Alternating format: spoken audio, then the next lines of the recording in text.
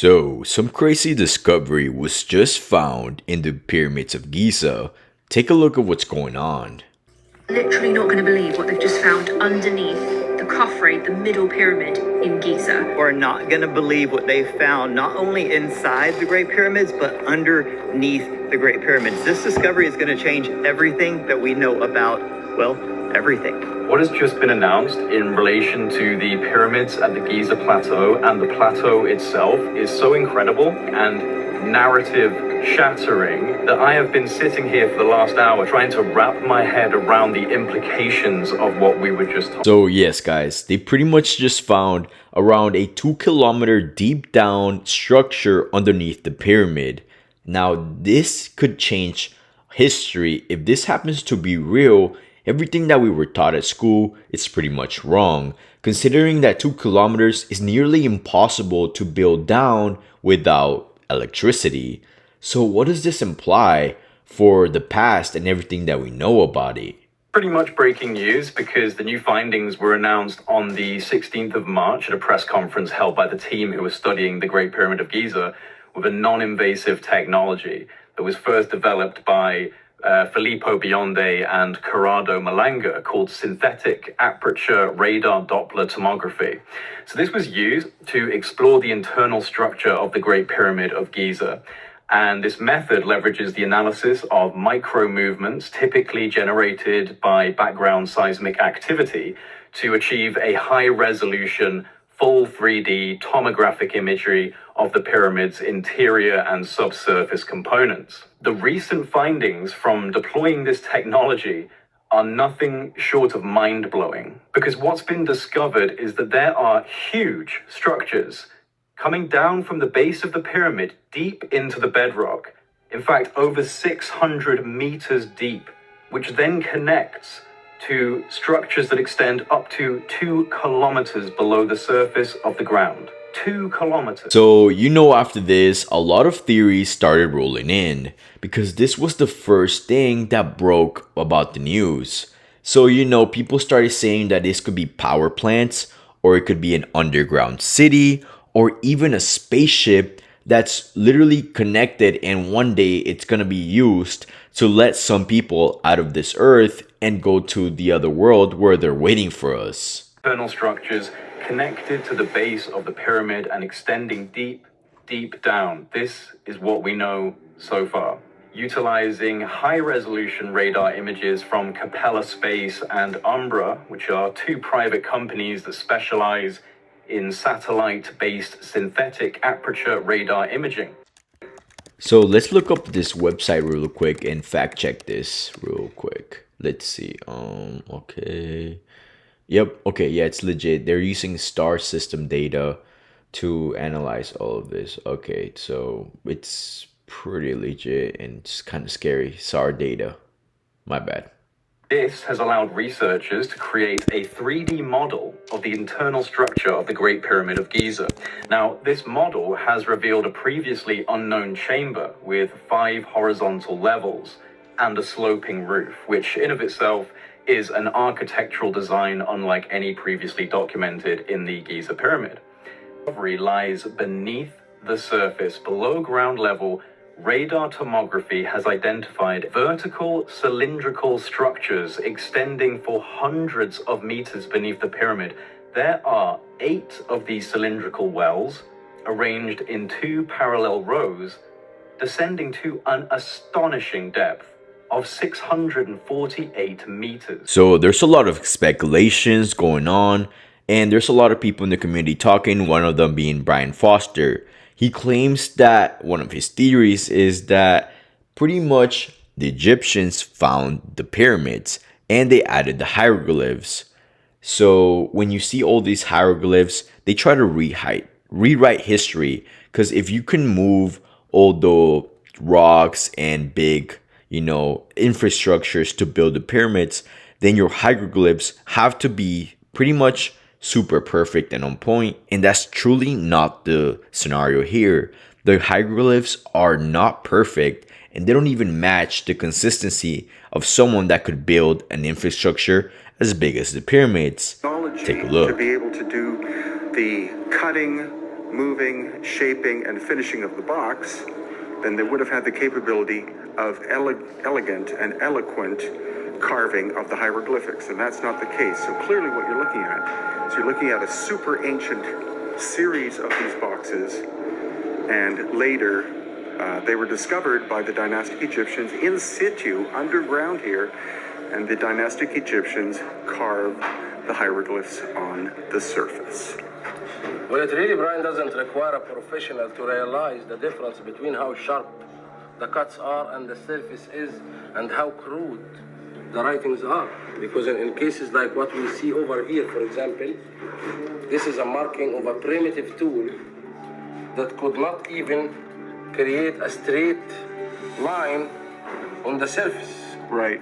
That's so clear, it doesn't require even a professional in machining to see the difference in this surface. So apparently in Shaft D, in one of the pyramids underneath the structures, there's a small opening that some YouTubers and tourists or locals have gone through, and apparently it's been blocked off to the public.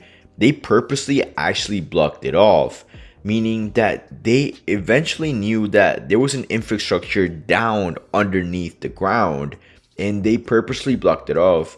They probably thought, hey, it's pretty dangerous and it's probably going to be impossible to monetize on this as a tourist attraction.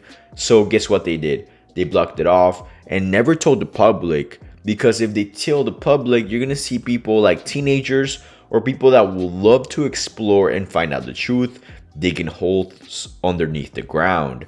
But take a look for this YouTuber.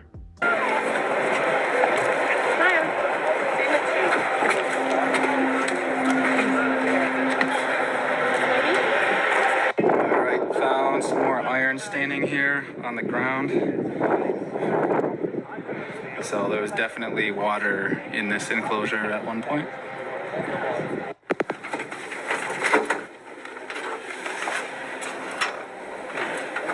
This is them going into Shaft D.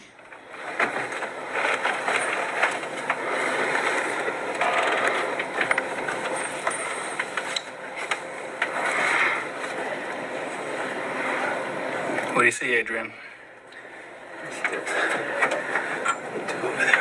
Please. No. What do you see, Adrian? I see that. To go over there. Yeah, it's been blocked. Look at that. Okay, so that's a dead end. Here we are under the Sphinx. In one of the forbidden holes.